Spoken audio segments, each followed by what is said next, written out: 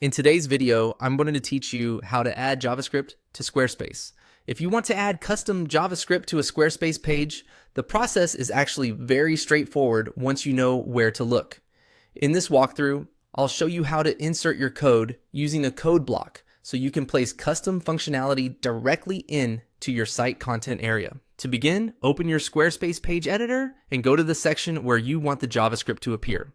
Once you're in the right location, click on Add Block. This opens the block menu, which is where Squarespace lets you insert different kinds of content like text, images, forms, and code.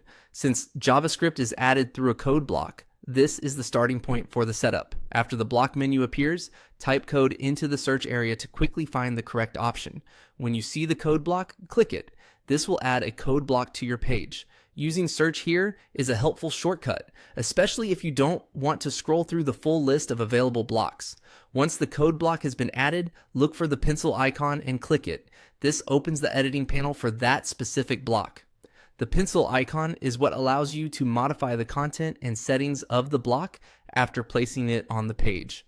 If you ever add the block first and want to come back to it later, this is the same place you'll use to make updates. Now paste the code into the editor. This is where your JavaScript goes. Make sure the code is copied correctly before pasting, because even a small formatting mistake can cause it not to work as expected. It's also a good idea to double check that the script you're using is safe, current, and compatible with your Squarespace site. After pasting the code, review it carefully in the editor to make sure everything looks correct.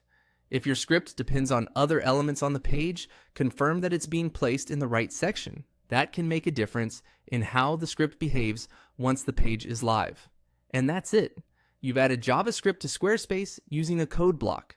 This method is useful when you want to embed custom behavior directly into a page without changing broader site settings.